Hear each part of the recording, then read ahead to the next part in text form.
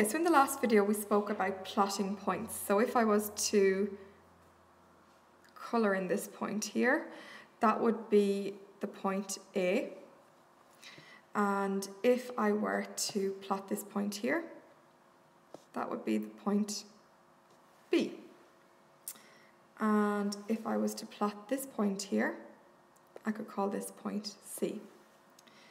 If I connect two of those points, this now becomes the line AC. So when I'm talking about it now, the point C and the point A, if joined together, they're now become the line AC. And if I asked to find the distance of AC, I'm asking how long is AC? Okay, now the important thing to see is that it starts here at -1 and it ends at 2. So if I was to count how long it is, it's 1, 2, 3. So the distance of AC is 3, and we say units because we don't actually know whether this is centimetres, metres, kilometres, whatever the case may be. But if I was asked a different question, if I was given the point B and the point A, again, I've labelled my y and x axes, and if I was to connect the point AB and I was asked find the distance of AB, we can see that this one is a much harder one to calculate. And the reason for that is it's not a horizontal line or a straight vertical line. So if it's a diagonal, it's much more difficult to calculate. And so to do this now, we actually have a formula. Okay, so example 1. I'm asked to plot the points A21 and B35 and then find the distance of AB. So A is 2, 1, so I go along as far as 2, up as far as 1. And so this is where A is. And B is 3, 5, so along as far as 3, up as far as 5. So we have to just go up here. Okay, I'll just extend that to 5. Okay, and we are now asked to find the distance of AB, which is the line AB, which means it's going to connect those. And so find the distance. Another word for distance is length. So find the distance or the length. So we're going to go through a very specific method for this, and there are 3 steps. Okay, so I'm just going to place that up on the top, and actually once we've plotted, I'm just going to concentrate on these parts here. So step 1 is to label your points. So my points are 2 and 1 and 3 and 5, and I label them as so. I refer to the first one here as x1, the second one as y1, the third one as x2, and the fourth one as y2. And for every one of these formulas, that's how you lay them out. x1, y1, x2, y2. Your second step is to write your formula. Now this formula, you don't need to learn off by heart. It will be given to you on the day you sit your junior cert and any exam that I give you as well. The formula is the square root of y2 minus y1, all to be squared, plus x2 minus x1, all to be squared. Again, this is not something you need to learn off by heart, but you do need to write it down every time you're asked to find the distance of 2 points. Step 3 is sub in and solve. So sub in, I'm now going to use my formula and sub in the values that I have above. So it will be the square root of, instead of writing y2, I'm now going to write 5 minus y1, instead of writing y1, I'm going to write 1. Close the bracket, all to be squared, plus, open the bracket, instead of writing x2, I'm going to write 3, minus, instead of writing x1, I'm going to write 2. And that's all to be squared.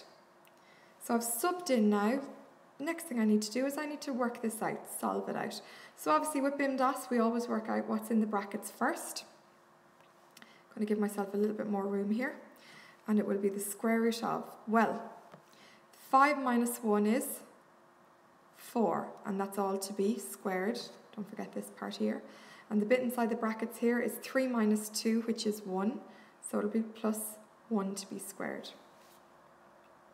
which will give me the square root of 4 squared means 4 multiplied by 4, which is 16, plus 1 squared is 1 multiplied by 1, which is 1.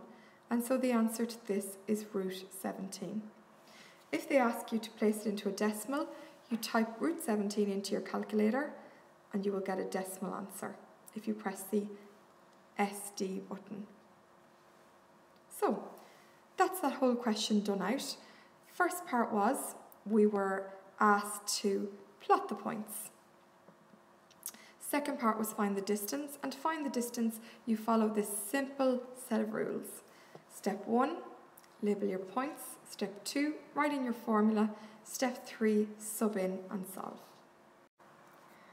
Okay, example 2 says find the distance between A, which is minus 1, 1, and the point B, which is 2 and 5. So again, your keyword is find the distance, and we follow 3 simple steps. Step 1, label your points. Step 2, write your formula. And step 3, sub in and solve. So, label your points. It will be minus 1 and 1, that's A, and B is 2 and 5. They're my 2 points. Let's label them. So it becomes x1, y1, x2, y2. Write your formula, and your formula is the square root of y2 minus y1, all to be squared, plus x2 minus x1, all to be squared. And the third one is sub in and solve. So it will become the square root of, instead of writing y2, I now write 5, minus y1, which is 1, all to be squared, plus bracket x2, which is 2, minus x1, which is minus 1. And hopefully you're seeing what becomes of this minus and a minus. So your new line will be the square root of 5 minus 1 is 4, so it'll be 4, all to be squared, plus 2 minus minus 1, this becomes 2 plus 1, which becomes 3, all to be squared. And then what we'll do is we will just work that out a little bit more. So that will become the square root of 4 squared means 4 times 4, which is 16, plus 3 squared, which is 3 times 3, which is 9, which gives me root 25. And you can type it into your calculator. But if you know your roots, you should be able to recognize that root 25 is the same as 5. Okay, and that's the second example done out for you. And just the issue with this is being careful to watch your signs. Okay, just in relation to how can this question be asked. So the question could be find the distance of AB. So obviously that's telling you to use your distance formula. Another question would be find the length of AB.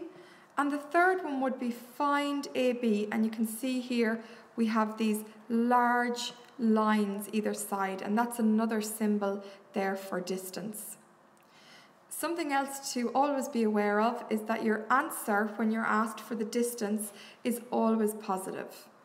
So to just be aware of that when you come up with your answer, that you should never get a negative, because as we know ourselves, distance, so how far am I away from Spain, how far away am I from New York, all of the answers are always going to be positive. They're never going to be, I'm never minus 10 kilometers away from somewhere, I'm just either 10 kilometers.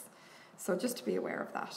Okay, your learning check tonight is taken from activity 2, question 2, where it says find the distance between the following pairs of points.